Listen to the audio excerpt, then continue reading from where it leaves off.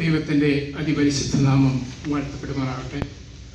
Respected Varghese അച്ഛൻ, ജയിക്കച്ചൻ, കർത്താവിൻ പ്രിയ വിശ്വാസ സമൂഹമേ, കുഞ്ഞുങ്ങളെ, എൻ്റെ ജീവിതത്തിൽ ഞാൻ ദൈവത്തെ കണ്ടത് ഈ വാത്സല്യ തിരുമേനിയിലൂടെയാണ്. അദ്ദേഹം ഈ ലോകം വിട്ട് കടന്നു പോകുമ്പോൾ അതിന് 2 ആഴ്ച മുമ്പ് ഒരു അന്ത്യകൽപ്പന എഴുതി. എൻ്റെ ജീവിതത്തിൽ ഞാനത് വായിച്ചപ്പോൾ എത്രയധികം ആവേശവും പ്രചോദനവും ആത്മാർത്ഥതയും ഒരു സംതൃപ്തിയും എനിക്ക് തോന്നി. അത് ഞാൻ അനേകരുടെ മായിട്ട് ഷെയർ ചെയ്തു. അവർക്കൊക്കെ അത് വലിയൊരു സന്തോഷമായിരുന്നു അത് കണ്ടത്. ഈ ഭൂലോകത്തിൽ ജീവിക്കുന്ന വ്യക്തികളെല്ലാം ലോകം വിട്ട് ഒരു നാളിൽ കടന്നു പോകും. എന്നാൽ ആ കടന്നു പോകുന്നത് വരെ ഉള്ള തങ്ങളുടെ പ്രവൃത്തികളോ അതിനെ പൂർത്തീകരിച്ച ഒരു സാക്ഷ്യമോ പറയുവാൻ നമുക്കെല്ലാവർക്കും സാധ്യമായി എന്ന് വരികയും ഞാൻ അതിരുവേനി പറഞ്ഞ 2 വാചകം മാത്രം വായിക്കുകയാണ്.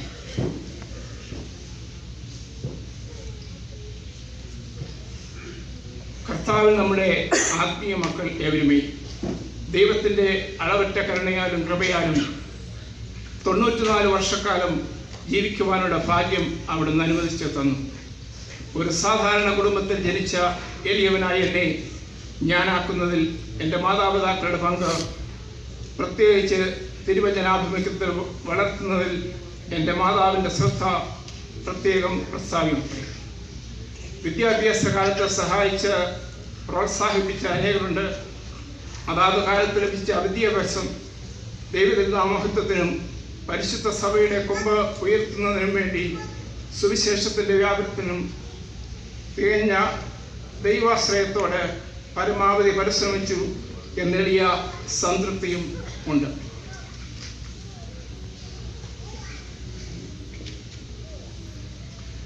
ചോദിച്ചതിലും നനച്ചതിലും അധികമായ കൃപകളെ കൊണ്ട് ദൈവം അത്ഭുതകരമായി വഴി നടത്തും. ഈഴക്കടവിലെ ജോർജ് കുട്ടി ഒന്നുമില്ലാത്തവനായിരുന്നു. എന്നാൽ ഇന്ന് നിങ്ങളോട് വിട പറയുമ്പോൾ എല്ലാം ഉള്ളവനായി, എല്ലാവരും ഉള്ളവനായി, അതേ ദൈവം തൻ്റെ കൃപയുടെ അത്യന്ത ധനത്താൽ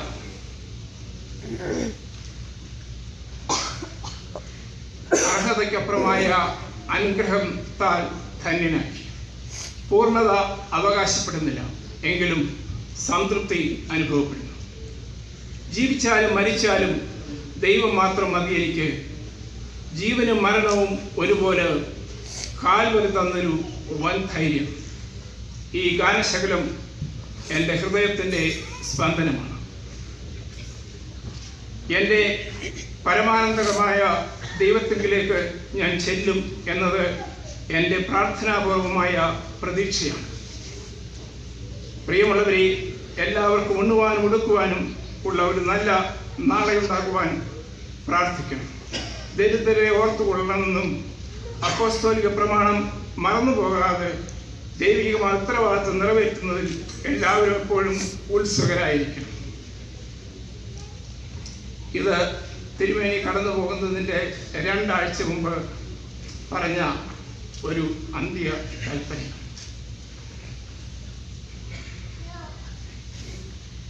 ഒരു വ്യക്തിയുടെ ജീവിതത്തിൽ താൻ ലോകം വിട്ട് കടന്നു പോകുന്നതിന് മുമ്പ് ഇത്ര സംതൃപ്തിയോട് ചില വാക്കുകൾ ലോകത്തിലുള്ള മറ്റുള്ളവരുമായിട്ട് ഷെയർ ചെയ്യുവാൻ കഴിഞ്ഞത് ജീവിതത്തിലെ വലിയൊരു അനുഗ്രഹമാണ്. തിരുമേനി ലോകം വിട്ട് കടന്നു പോയപ്പോൾ എനിക്ക് തിരുമേനിയുടെ ആ വേർപാടിൻ്റെ ശുശ്രൂഷയിൽ പോകുവാൻ ഉള്ള ധൈര്യമില്ലായിരുന്നു. ഞാൻ അതിന് 2 മാസം മുമ്പ് അദ്ദേഹത്തെ ജീവനോടെ കണ്ടതാണ്. അത് എൻ്റെ ജീവിതത്തിൽ വലിയൊരു പ്രയാസമായി. എനിക്കത് പോകുവാൻ അന്ന് സാധിച്ചില്ല. അന്ന് തിരുമേനിയുടെ ആ വേർപാടിൻ്റെ ശുശ്രൂഷയിൽ ഇന്നത്തെ ഫാദർ ഓത്തോമസ് അച്ഛൻ ഒരു കണ്ടോളൻസ് മെസ്സേജ് പറഞ്ഞു. അന്ന് ഓൺലൈനിൽ ഞാൻ ആ മെസ്സേജ് കേട്ടു. ഇത്ര സംതൃപ്തകരമായ, ആവേശകരമായ, ആത്മാർത്ഥപരമായ, സത്യസന്ധമായ ഒരു അനുശോചന പ്രസംഗം എൻ്റെ ജീവിതത്തിൽ ഞാൻ കേട്ടിട്ടുണ്ട്. ഓർത്തഡോക്സ് അച്ഛൻ പറഞ്ഞത്, ഞാൻ അച്ഛനും അദ്ദേഹം തിരുമേനിയുമായി, എന്നാൽ ഒരിക്കൽ പോലും ആ അധികാരത്തിൻ്റെ ഒരു വശം എന്നോട് കാണിച്ചിട്ടില്ല. തിരുമേനി 4 മണിക്ക് എഴുന്നേറ്റ് പ്രാർത്ഥിക്കാൻ പോകുമ്പോൾ ചില ദിവസങ്ങളിൽ ഓർത്തഡോക്സ് അച്ഛൻ ആ സമയത്തിന് എഴുന്നേറ്റ് തിരുമേനി ആരെയെങ്കിലും പറഞ്ഞു വിട്ടിട്ട് പറയും, അച്ഛനെ കൂടെ വിളിച്ചോണ്ട് വരാൻ പറയും. എന്നാൽ അച്ഛൻ പറഞ്ഞു, ഒരിക്കൽ പോലും ഞാൻ ആ സമയത്തിന് എഴുന്നേക്കാഞ്ഞതിന് എന്നെ തിരുമേനി കുറ്റം പറഞ്ഞു. അദ്ദേഹത്തെ ഒരു സഹോദരനെ പോലെ കണ്ട് സ്നേഹിച്ച് ദൈവത്തിന് വേണ്ടി പ്രവർത്തിക്കുവാൻ ആഹ്വാനിച്ചു. അപ്രകാരം ഉള്ള ഒരു വ്യക്തിയായി തൻ്റെ സഭയുടെ പ്രവർത്തനങ്ങളോ,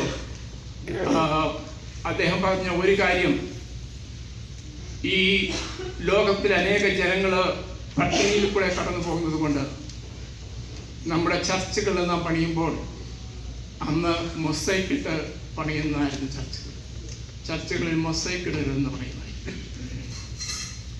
അതുപോലെ അന്യായമായി ധനം സമ്പാദിക്കുന്നവര് മറ്റുള്ളവരുമായിട്ട് അത് ഷെയർ ചെയ്യാത്തതിൽ തിരുമേനിക്ക് വലിയ പ്രയാസമുണ്ട്. അതിനുവേണ്ടി വളരെയധികം പ്രവർത്തിച്ച് 13 ഓർഫനേജ് ഇന്ത്യയുടെ വിവിധ ഭാഗങ്ങളിൽ അദ്ദേഹം തുടങ്ങി. ഇന്ന് നിങ്ങളെല്ലാവരും അതിനെ സപ്പോർട്ട് ചെയ്യുന്നുണ്ട്.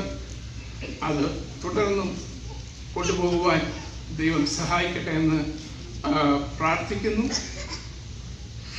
അന്ന് തിരുമേനിയുടെ ശവസംസ്കാര ശുശ്രൂഷയിൽ തിരുമേനി പറഞ്ഞു, നിങ്ങൾ കടന്നു വരുമ്പോൾ എനിക്ക് ഫ്ലവറോ അങ്ങനെയുള്ള യാതൊരു സാധനമോ കൊണ്ടുവരുന്നത്. ആന്ധ്രാപ്രദേശിലെ പാവങ്ങൾക്ക് കൊടുക്കുവാൻ വേണ്ടി ഒരു ടവല് കൊണ്ടുവന്ന് നിങ്ങൾ സബ്മിറ്റ് ചെയ്യുക. ലക്ഷക്കണക്കിന് ആൾക്കാർ അപ്രകാരം ചെയ്തു. അത് പാവങ്ങൾക്ക് വേണ്ടി അവർ ഷെയർ ചെയ്യുകയും ചെയ്തു. ആരുടെയെങ്കിലും ജീവിതത്തിൽ ഇപ്രകാരമുള്ള ഒരു അനുഭവം കാണുവാൻ നമുക്ക് സാധിക്കും. ഞാൻ എൻ്റെ ജീവിതത്തിൽ കണ്ടു.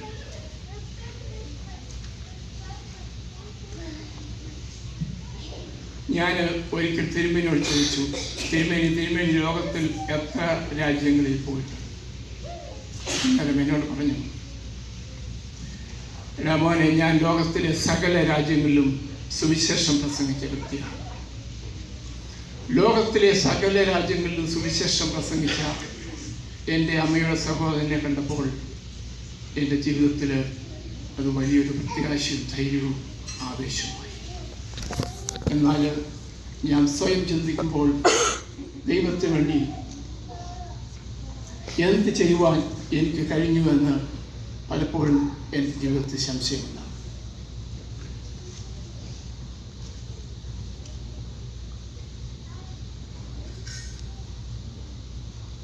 അപ്രകാരം ലോകത്തെ സകല രാജ്യങ്ങളിലും സുവിശേഷം പറഞ്ഞ ഒരു വ്യക്തി എനിക്ക് ഒരിക്കലും മറക്കുവാൻ കഴിഞ്ഞിട്ടില്ല. അദ്ദേഹം തുടർന്നും ഞങ്ങളുടെ ജീവിതത്തിലും ഞങ്ങളുടെ തലമുറയുടെ ജീവിതത്തിലും ഒരു ശക്തിയും പ്രചോദനവുമാകണം എന്നുള്ളത് ഞങ്ങളുടെയൊക്കെ പ്രതീക്ഷയും ആഗ്രഹവുമാണ്. ആ തിരുമേനിയുടെ ജീവിതത്തിലൂടെ ഞാൻ കണ്ട അനുഭവങ്ങൾ, എൻ്റെ വ്യക്തിപരമായ അനുഭവങ്ങൾ കഴിഞ്ഞ വർഷം ഒരു പുസ്തകത്തിൽ അത് പബ്ലിഷ് ചെയ്തു. ഡോക്ടർ ഗീവർഗീസ് മാർ എസ്താത്യോസ് സ്മരണയുടെ സ്നേഹ തീരങ്ങൾ. ഇത് തിരുമേനിയിലൂടെ കണ്ട എൻ്റെ വ്യക്തിപരമായ അനുഭവങ്ങളാണ് ഞാനിതിൽ ഷെയർ ചെയ്തിരിക്കുന്നത്. ഇത് വായിക്കുന്ന വ്യക്തികളുടെ ജീവിതത്തിൽ പ്രത്യാശയും ധൈര്യവും ഉണ്ടാകണം എന്നുള്ളത് എൻ്റെ വലിയൊരു ആഗ്രഹമാണ്. ഇന്ന് ഈ ലോകത്തിലേക്ക് നാം നോക്കുമ്പോൾ വ്യക്തിപരമായി എനിക്ക് പലപ്പോഴും നിരാശയുണ്ട്. ഞാൻ അമേരിക്കയിലോട്ട് വന്നപ്പോൾ തിരുമേനി 2 ദിവസം ഞങ്ങളുടെ വീട്ടിൽ താമസിച്ചു. അന്ന് എന്നോട് പറഞ്ഞു, മോനെ, നീ ഇനിയും വലിയ വീടൊന്നും വാങ്ങിക്കരുത്. നിനക്ക് കിട്ടുന്ന അധികമായ പണം ഇന്ത്യയിലെ പാവങ്ങൾക്ക് വേണ്ടി ഉപയോഗിക്കും. അദ്ദേഹത്തിന് ഇന്ത്യയിലെ പാവങ്ങളോടായിരുന്നു കൂടുതൽ താല്പര്യം. പട്ടിണിയോടെ കടന്നു പോകുന്ന അനേക ജനങ്ങൾ ഇന്നും ഇന്ത്യ മഹാരാജ്യത്തുണ്ട്. അവർക്ക് വേണ്ടി എന്ത് ചെയ്യുവാൻ കഴിയുന്നു എന്ന് എപ്പോഴും ഞാൻ ചിന്തിക്കും. ഞാൻ ഉൾപ്പെട്ട് നിൽക്കുന്ന ചർച്ചുമായിട്ട് പലപ്പോഴും ഷെയർ ചെയ്ത് ചെറിയ കാര്യങ്ങളൊക്കെ ചെയ്യുവാൻ ഞങ്ങൾക്ക് സാധിച്ചിട്ടുണ്ട്. എന്നാൽ ആ തിരുമേനി പറഞ്ഞതിൻ്റെ പൂർത്തീകരണം, ദൈവം നമ്മെ ആഹ്വാനം ചെയ്തതിൻ്റെ പൂർത്തീകരണം നമ്മുടെയൊക്കെ ജീവിതത്തിൽ ഉണ്ടാകുമോ എന്നുള്ളത് എനിക്ക് അറിയില്ല. ഞാൻ കഴിഞ്ഞ ദിവസത്തെ ന്യൂസിൽ കണ്ടു, റവറൻഡ് ബില്ലി ഗ്രഹാം ഈ ലോകം വിട്ട് കടന്നു. ലോകത്തിൽ ഇത്രയധികം വ്യക്തികളെ ദൈവത്തിങ്കിലേക്ക് ആകർഷിച്ച ഒരാളുണ്ടോ എന്നെനിക്ക് സംശയം. അദ്ദേഹത്തിൻ്റെ പ്രസംഗത്തിന് ശേഷം ദൈവത്തിലേക്ക് തങ്ങളുടെ ജീവിതം സമർപ്പിക്കാൻ താല്പര്യമുള്ള വ്യക്തികൾ മുന്നോട്ട് കടന്നു വരുമെന്ന് പറയുമ്പോൾ ആയിരക്കണക്കിന് 10,000-കണക്കിന് ജനങ്ങൾ മുന്നോട്ട് കടന്നു വരുന്നത് ഞാൻ കണ്ടിട്ടുണ്ട്. അത് കാണുമ്പോൾ എൻ്റെ കണ്ണ് നിറഞ്ഞു പോകുന്നു. ജീവിതത്തിൽ ഒരു നാളിൽ കഴിഞ്ഞ ദിവസം ഞങ്ങളുടെ ചർച്ചിലെ ഒരു മെമ്പർ മരിച്ചു. വന്ന് ഞങ്ങളുടെ അച്ഛൻ പ്രസംഗിച്ചപ്പോൾ ഒരു കാര്യം പറഞ്ഞു. ഒരു നാളിൽ എല്ലാവരും ദൈവത്തിൻ്റെ ന്യായാസനത്തിൻ്റെ മുമ്പാകെ നിൽക്കേണ്ടി വരും. അങ്ങനെ നിൽക്കുമ്പോൾ ഈ ഭൂലോകത്തിൽ നാം ചെയ്യുന്നത് നല്ലതാകലും തീയതാകലും അതിന് തക്കവണ്ണം പ്രാപിക്കേണ്ടതിന് ആണ് നാം നിൽക്കുന്നത്. അന്ന് നാം ലജ്ജിച്ചു പോകുമ്പോൾ അത് സന്തോഷിക്കും. എൻ്റെ മാതാവ് പറഞ്ഞ ഒരു കാര്യം ഞാൻ പലപ്പോഴും ഓർക്കാം. ദൈവസന്നിധിയിൽ നാം നിൽക്കുമ്പോൾ അനേകർ വലിയ കറ്റകളും ചുമന്നുകൊണ്ട് വരും. ഉസ്താദ് തിരുമേനിയെ പോലെയുള്ളവർ, ബില്ലി ഗ്രഹാമിനെ പോലെയുള്ളവർ വലിയ കറ്റകളും ചുമന്നുകൊണ്ട് ദൈവസന്നിധിയിലേക്ക് വരും. എന്നാൽ ഒരു നെൽക്കതിരെങ്കിലും നമ്മുടെ കയ്യിൽ കൊണ്ട് ദൈവസന്നിധി നിൽക്കുവാൻ നമുക്ക് കഴിയും. ഒരു വ്യക്തിയെങ്കിലും ദൈവത്തെങ്കിലേക്ക് ആകർഷിക്കുവാൻ നമ്മുടെ ജീവിതത്തിലൂടെ നമുക്ക് കഴിയും.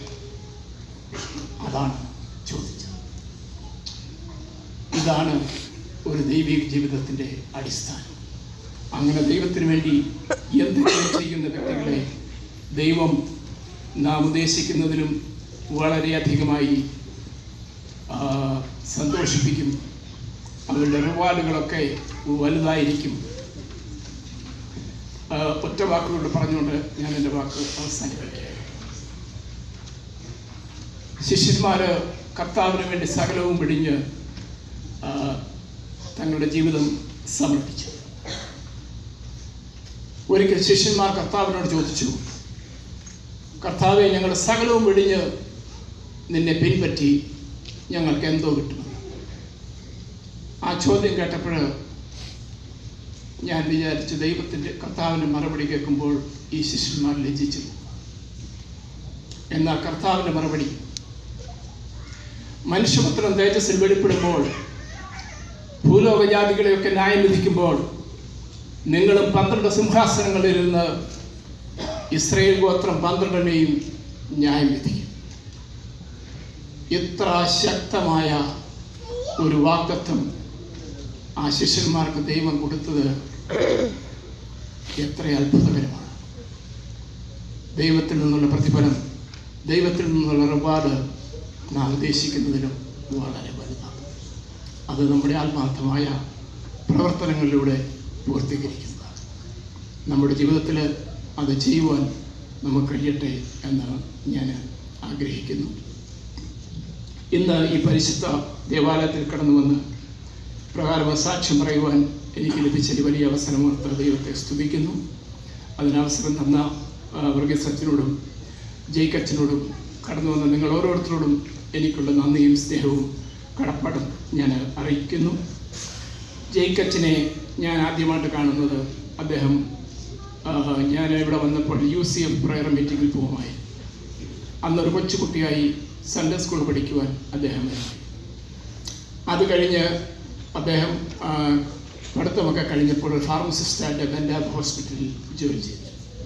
അന്ന് ഞാനും അവിടെ ഞങ്ങൾ ഒരുമിച്ച് ജോലി ചെയ്തു. അത് കഴിഞ്ഞപ്പോൾ എന്നോട് ആരോട് പറഞ്ഞു, അച്ഛൻ സെമിനാരിയിൽ തിയോളജി പഠിക്കുവാൻ പോയി. അത് കേട്ടപ്പോൾ എനിക്ക് വളരെയധികം സന്തോഷം തോന്നി. അപ്രകാരം ദൈവത്തോട് താല്പര്യമുള്ള, ദൈവത്തിൽ തങ്ങളുടെ ജീവിതം സമർപ്പിക്കുവാൻ, പണത്തെക്കാൾ അധികമായി ദൈവത്തെ സ്നേഹിക്കുവാൻ ഒരു വ്യക്തിക്ക് കഴിയുമല്ലോ എന്ന് ഞാൻ ആഗ്രഹിച്ചു. എന്നാൽ അച്ഛന് ജോലി വിട്ടിട്ട് ഫുൾ ടൈം ഒരു അച്ഛനായിട്ട് ജോലി ചെയ്യുമോ എന്ന് എനിക്കറിയില്ലായിരുന്നു. കഴിഞ്ഞ ഇടയ്ക്ക് ആരോ എന്നോട് പറഞ്ഞു, അച്ഛന് ജോലിയൊക്കെ വിട്ടു ഒരു ഫുൾ ടൈം ആയിട്ടിന്ന് ചർച്ചിന് വേണ്ടി പ്രവർത്തിക്കുക. അതാണ് യഥാർത്ഥ ദൈവവിശ്വാസം. ഈ ചർച്ചിൽ കടന്നു വരുന്ന ഓരോ വ്യക്തികൾക്കും അതൊരു പ്രചോദനവും സന്തോഷവും ആത്മീയമായ അനുഗ്രഹവുമായിരിക്കും. അത് നിങ്ങളുടെ കുഞ്ഞുങ്ങളെയും പറഞ്ഞ് പഠിപ്പിക്കുവാൻ മറക്കരുത്. അവരത് പഠിക്കുന്നതിലൂടെ ദൈവത്തിന് അടിസ്ഥാനമിട്ട് വളരുവാൻ അവർക്ക് കഴിയട്ടെ. നാം ഈ ലോകത്തിൽ എന്തൊക്കെ നേടിയാലും ഒരു നാളിൽ ഈ ലോകം വിട്ട് കടന്നു പോകും. കർത്താവ് ഈ ലോകത്തെ ഭരിക്കും. അന്ന് ഭരിക്കുമ്പോൾ അദ്ദേഹത്തോട് കൂടെ നിൽപ്പാൻ നമുക്കും ഒരു അവസരമുണ്ട്. ഞാൻ ഈ പബ്ലിഷ് ചെയ്ത ഈ ബുക്ക്, ഇത് എൻ്റെ ഒരു കുറച്ച് കോപ്പി, ഒരു 10-15 കോപ്പി എൻ്റെ കയ്യിലുണ്ട്. ഇത് ആർക്കെങ്കിലും വായിക്കാൻ താല്പര്യമുണ്ടെങ്കിൽ അത് ഒരു $10 കളക്ട് ചെയ്ത് പുതുപ്പാടി ബാലഭവന് വേണ്ടി കൊടുക്കുവാനാണ് ആഗ്രഹിക്കുന്നത്. അപ്രകാരം ആർക്കെങ്കിലും ചെയ്യുവാൻ താല്പര്യമുണ്ടെങ്കിൽ ഞാൻ ആഗ്രഹിക്കുന്നു. തിരുമേനിക്ക് ഓർത്തഡോക്സ് സഭ സഭാരത്ന പദവി നൽകി അനുഗ്രഹിച്ചു. കർത്താവ് തൻ്റെ സിംഹാസനത്തിലിരിപ്പാൻ വരം നൽകി. ആ വലിയ ജീവിതം പോലെ നമ്മുടെ ജീവിതത്തിലും കർത്താവിൻ്റെ അനുഗ്രഹം ലഭിക്കാൻ നമുക്ക് ഓരോരുത്തർക്കും സാധിക്കട്ടെ എന്ന് പ്രാർത്ഥിച്ചുകൊണ്ട് ഞാൻ എൻ്റെ വാക്കുകളെ ചുരുക്കുന്നു. ദൈവം നമ്മെ ഓരോരുത്തരെയും അനുഗ്രഹിക്കും.